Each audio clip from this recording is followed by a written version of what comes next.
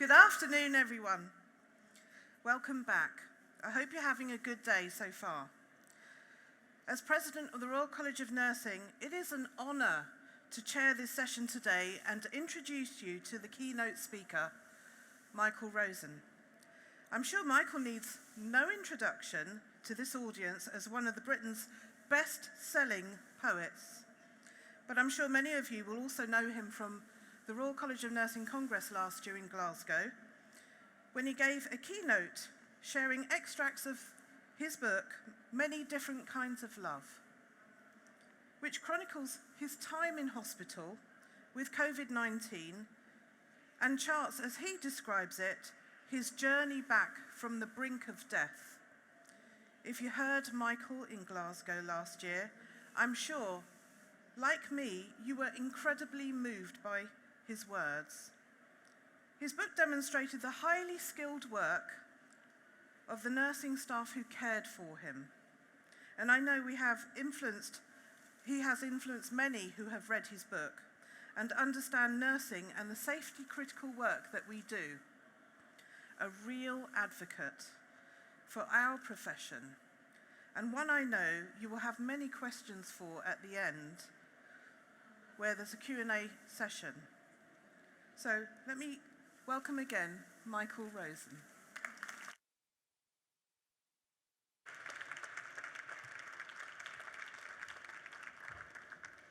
Hello, this is very nice. Thank you very much indeed. Thank you. Thank you for inviting me.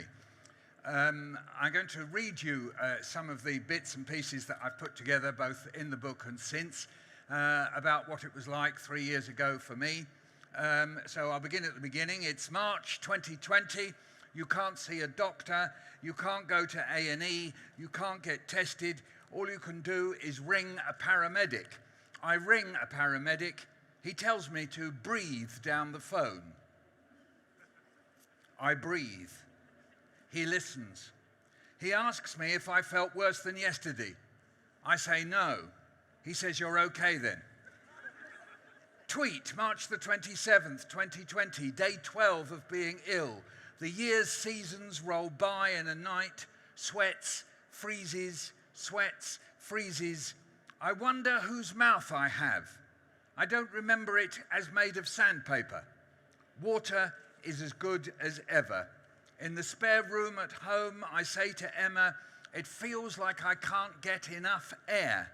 There isn't enough air. I can't catch up, I say. I get so ill, Emma calls our friend and neighbour who's a doctor. She comes over with an oximeter. I've never seen an oximeter before. Emma puts it on my finger. 58, Emma says. Doctor says, "All right, is that the pulse?" Emma says, "No, the pulse is 115. Doctor writes later that she had never seen anyone with 58 who was still conscious. Emma drives me to A&E, Elsie, our daughter, in the back. I am panting. It's night. The road is empty. I go in. I don't have time to turn around. They're gone. A doctor is standing by my bed asking me if I will sign a piece of paper which will allow them to put me to sleep and pump air into my lungs. Will I wake up, I say. There's a 50-50 chance, he says.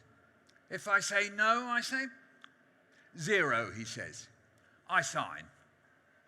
The nurses and volunteers in my intensive care ward keep a kind of journal about my stay there. They say it's my patient diary.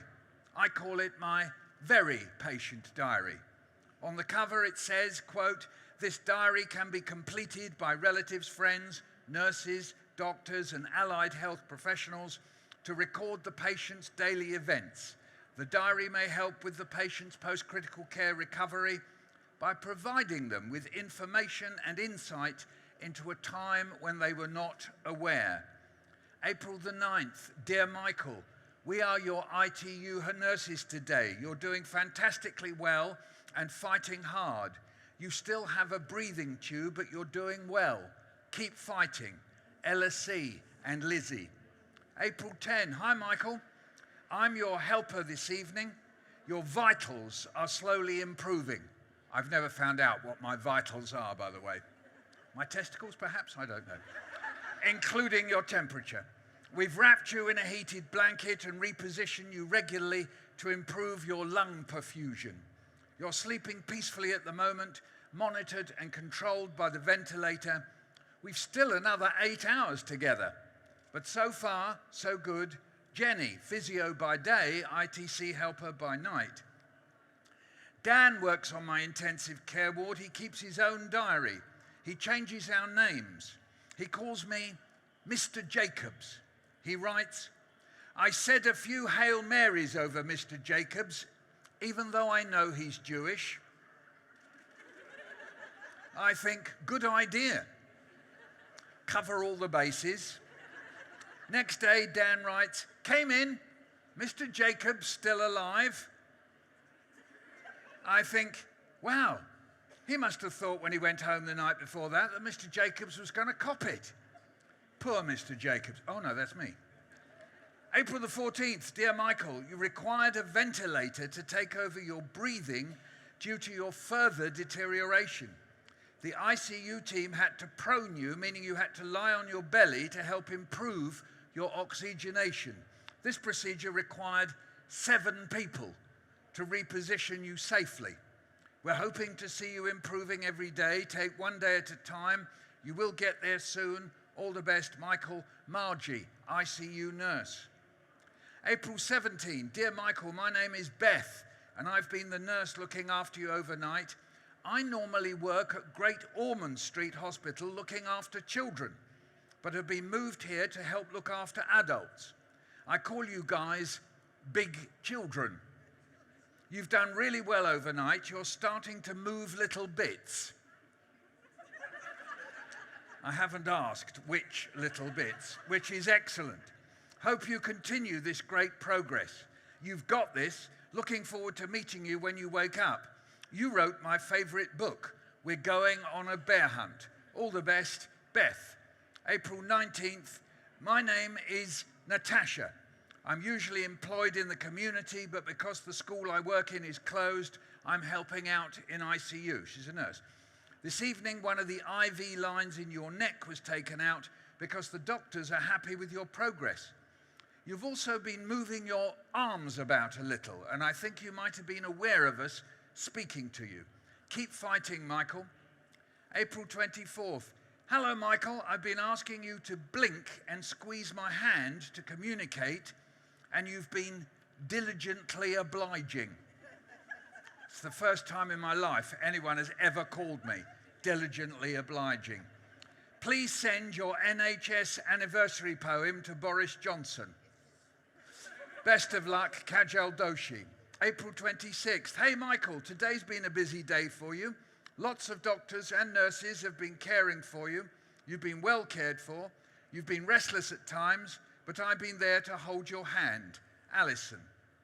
April 29th. Good afternoon, Michael. It's Claire again. You must be sick of me talking to you today. We've been chatting a lot to keep you stimulated so your blood pressure rises.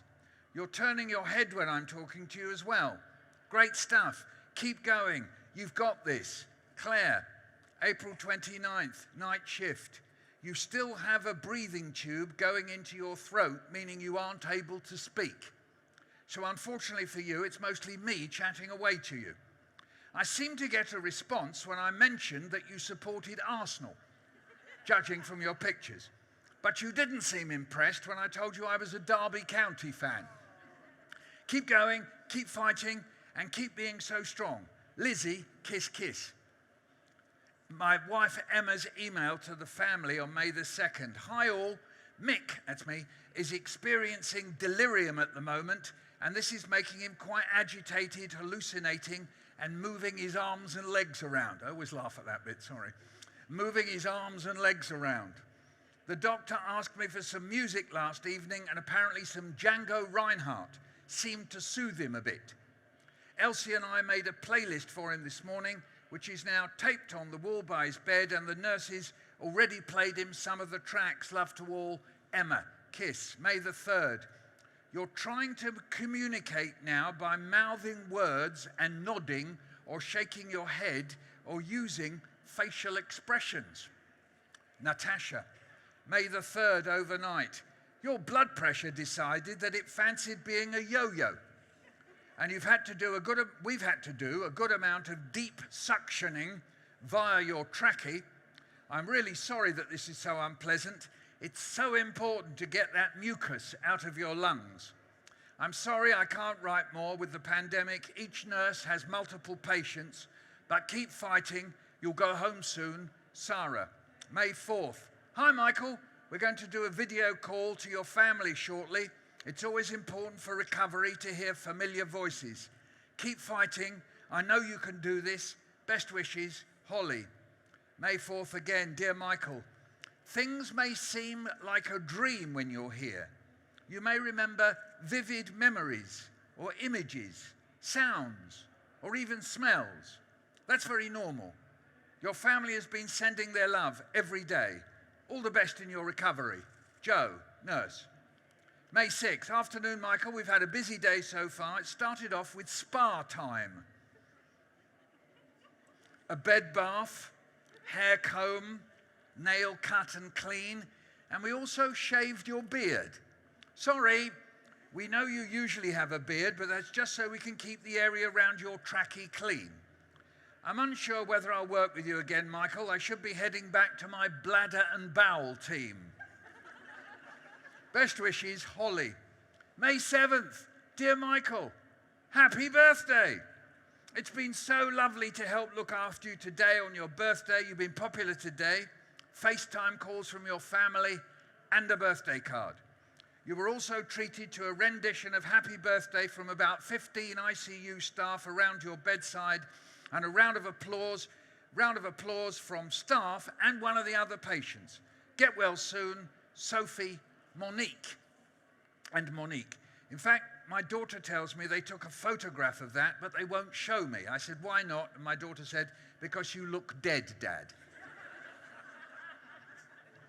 Emma, email to the family, May 15th. Hi all, Mick has been calmer, more settled, and has been off all sedation for the last few days. Remember that date, May 15th. He's responding some commands with hand squeezing, arm movements, and has some improved function in his muscles, which are obviously very weakened after so long. They think he may have some nerve damage, and I don't know if this could be permanent or temporary, and what the cause is. He's still on the antibiotics for the cavitating pneumonia. All love for now, Emma, kiss. May 15, night shift. Hi, Michael.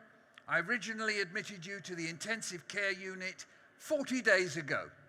Well, what a roller coaster you've been on since then. This should be in a very strong Irish accent, by the way. And you're still here to tell the tale. I've read your birthday cards and messages to you and continually remind you where you are, which seems to help when you start to get a bit agitated. Get well soon, Carmen, who I met on a BBC TV programme. May 16, night shift. Dear Michael, it's Natasha again. Although you can't voice yet because of the cuffed tracheostomy tube, you have been able to indicate yes, no, and with a combination of guesswork and your expressive non-verbal communication skills, what are they? I don't know. You're able to ask some questions and make comments. There have been moments when you've been distressed and needed lots of reassurance. This is completely understandable. Being in ITU under the current circumstances can be incredibly disorienting and traumatic. I wish you safely home soon, Natasha. Emma, email to the family, May the 17th. So I haven't, though, even though they've stopped the meds, I haven't woken up, yes? Hi all, at short notice today, the hospital allowed me to visit Mick. They wheeled his bed out onto the 4th floor where there's a great view of London. Is there, Emma? Right, interesting. So I could sit with him. I played him all the little messages you recorded for him, and he definitely responded to them. He's also now had a negative COVID test. Bloody hurrah. All love, that's not me, that's her. I don't swear. All love, Emma, kiss. May the 18th. Hi, Michael, you've been trying to tell us a few things, but we haven't been able to understand, and that's been very frustrating for you. But you've told us you're comfortable and you've stayed positive in spite of it all. No memory of this at all. Keep fighting. It'll all be worth it. Dan. May 19th, day 43. Please be patient with yourself. Slowly but surely. I can't blame you. You really wanted to go home. Hospital can be quite boring at times. May you continue to touch and inspire every human being you will encounter. God bless, your nurse, Wincy. May 21. Dear Michael, talking to you this evening, you're expressing how you've had to relearn many things as you recover from your illness. This is true, but remember to give yourself the time to do this. You will get stronger day by day. Be patient if you can. We will help you as you continue on your journey of recovery. So pleased to be able to talk with you and hear your voice. Best wishes, Louise. May 22, email from Emma. Hi all. I'm very happy to say that Michael is moving out of ICU tonight. He's talking, still confused, delirium at times, and is trying to piece it all together, obviously, but slowly becoming more Mick-like. I'm going to the hospital in a bit to deliver him some comfy bedclothes, a soft blanket, his own toiletries. He will have been in hospital 8 weeks tomorrow and has spent 47 days in ICU. Look forward to a glass of wine later. Love to all, Emma.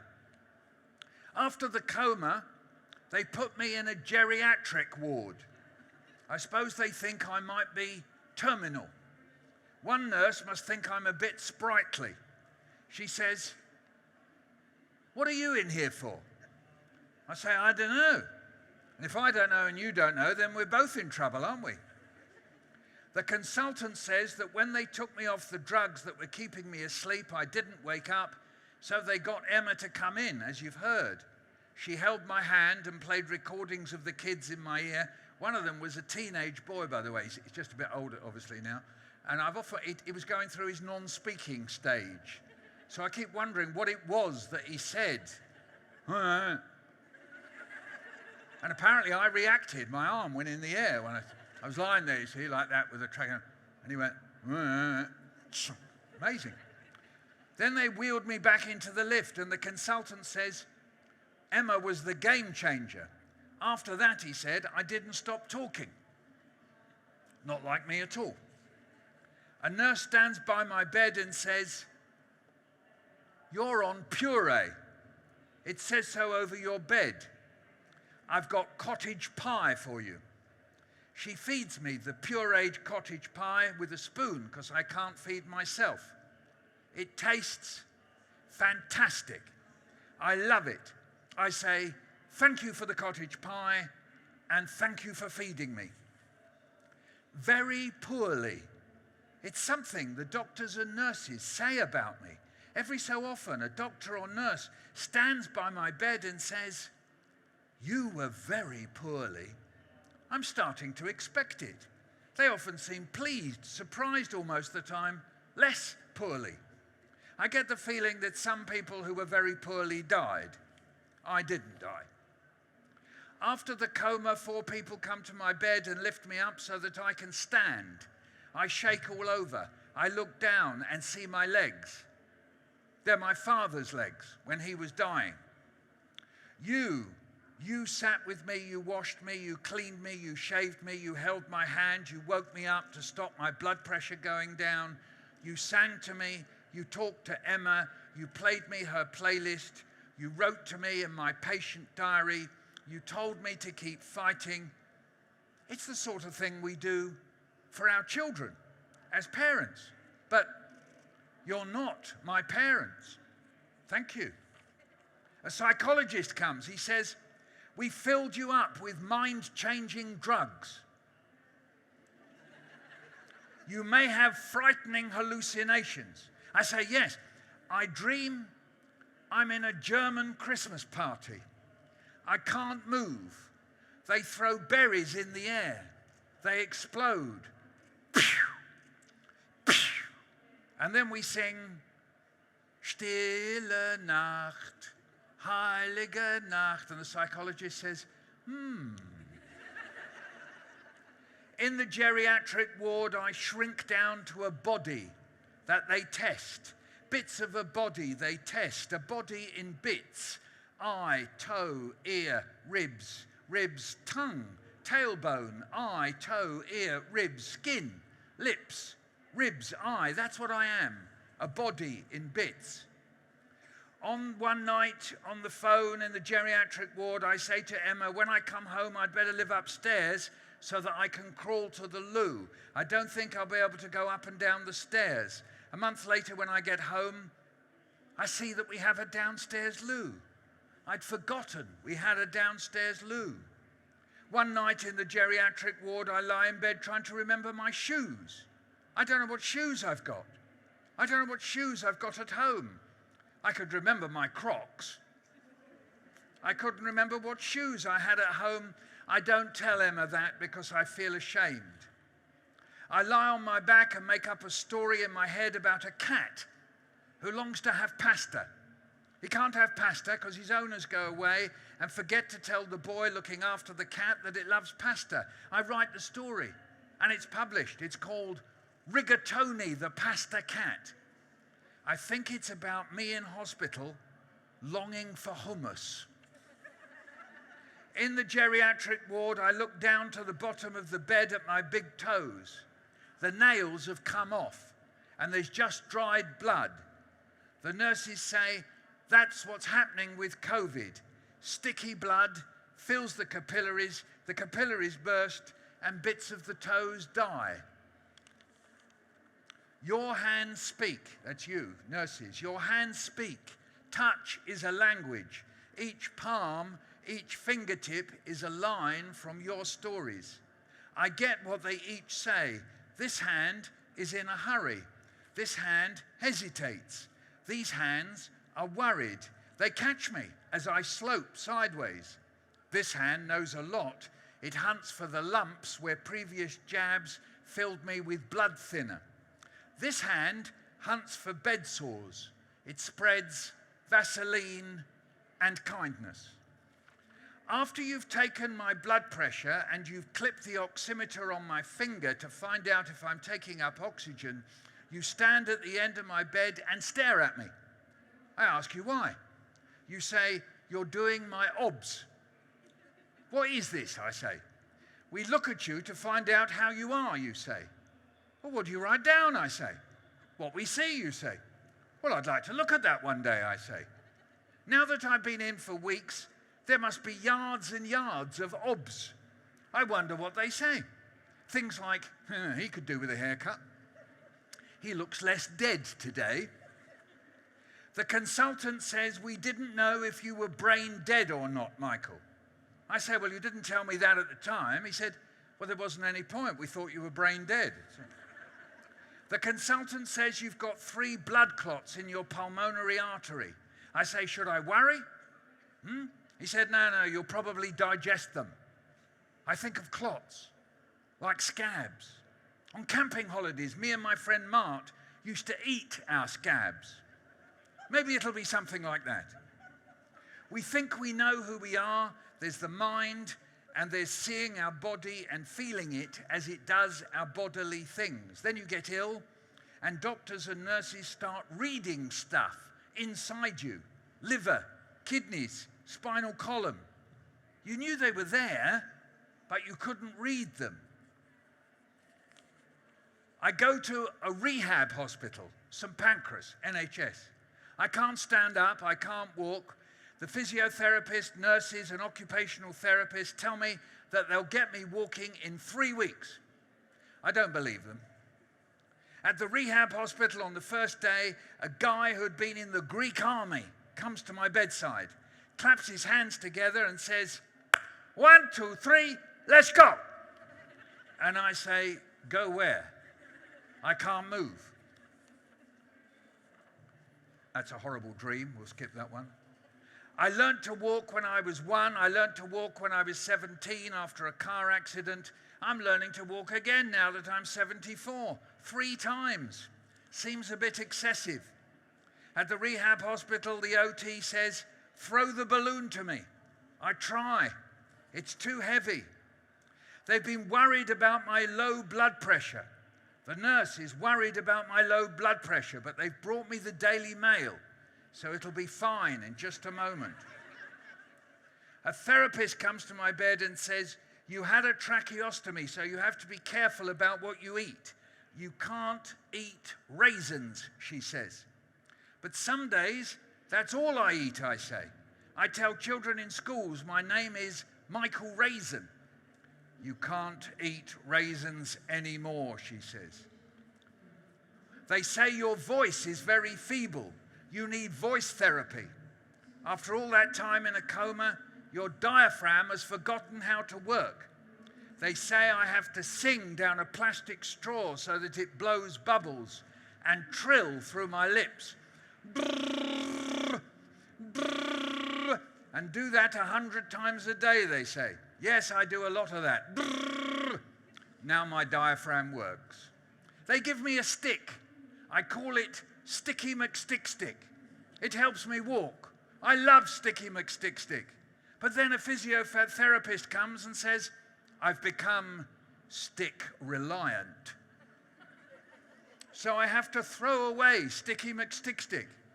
The first time I walk to the toilet without Sticky McStick-Stick, I sing "Search for the Hero Inside Yourself" to get me there. I sit on the loo and think, I wonder how many people have sung "Search for the Hero Inside Yourself" to get themselves to the loo. Not many. When I get home, there's a letter from the hospital for me. It says that while I was in intensive care, there was an outbreak of Klebsiella, cavitating pneumonia.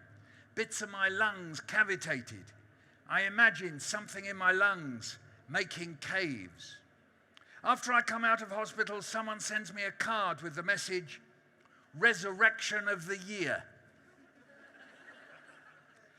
I go to see the ear doctor. He says that bleeds in my brain have knocked out the nerve.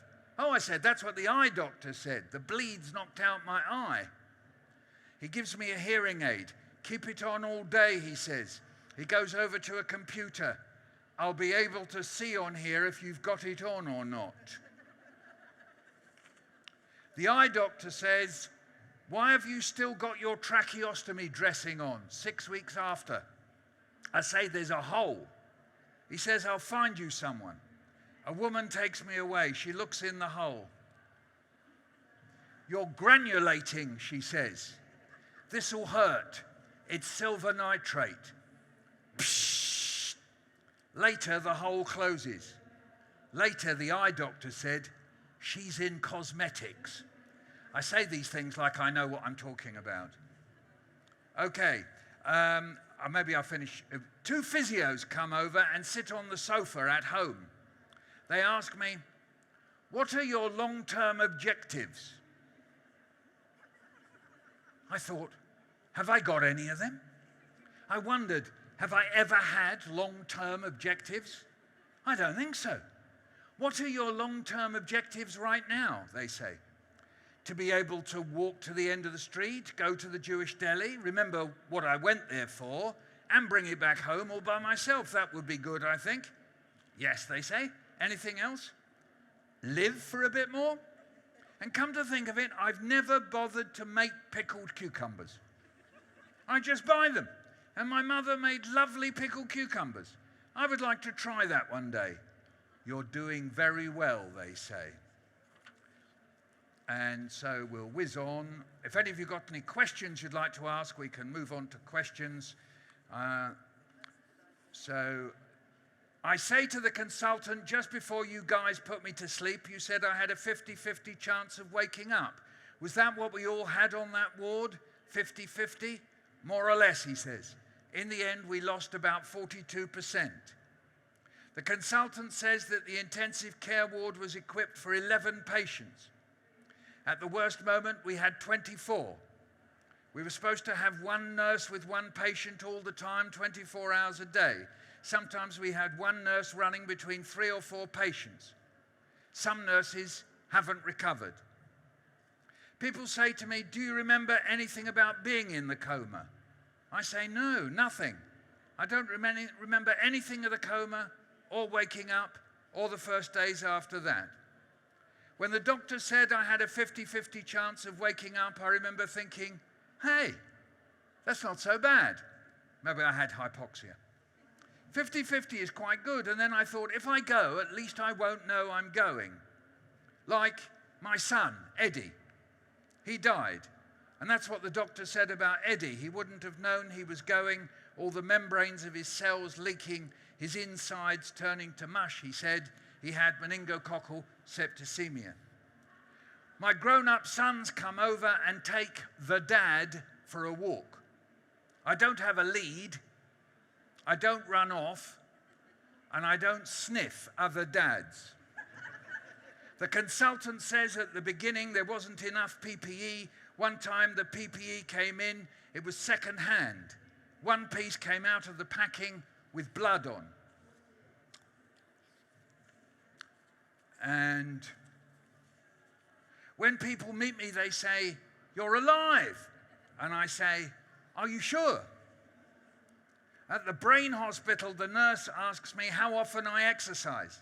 I say that I try to go for a 30-minute walk 3 times a week. She says, "It should be 5. Thanks, nurses, thank you. How long were you in the coma for? 40 days, I say. 40 days and 40 nights. It was a bit biblical of me, wasn't it? Mind you, I'm not Jesus. I know we're both Jewish, but I'm not Jesus. Mind you, I wasn't on a boat, an ark, and there weren't any animals with me. You remember it rained? Yeah, you do. And my name's not Noah either. I try to think of Noah's wife's name. Mrs. Noah. My wife wasn't with me. I tell children about it in schools. What was Noah's wife's name, I say? One girl says, Stephanie. And let's have a look. I said to Emma, the physiotherapist, not my wife, at the rehab hospital, I didn't think I'd be able to do a show to hundreds of children in a theatre again. She said I would. This year, I do a show to hundreds of children at the Queen Elizabeth Hall at London South Bank. A woman with her kids asks me to sign a book. It's me, she says. It's Emma, the physiotherapist. And I tried to die, but you wouldn't let me. There you go. Thank you very much. Thank you. I got to stop. So, I daren't interrupt the man who wrote, "We're going on a bear hunt," because I'd read that story to my children for 6 years when they were toddlers, from when they were 2 years old. And they loved that story every time it was I read it to them. I just want to say thank you to Michael. Let's give him another round of applause, please. Now, Michael, I hope... I'm a really bossy president, I'm so sorry. But I hope if there's an opportunity, if Michael is lingering a bit, there'll be an opportunity for you to ask him some questions and talk to him. Linger here or linger somewhere else? Well, maybe perambulate a little bit. A perambulatory linger. But it's great to see you, Michael, and it's lovely to meet you. Well, thank you.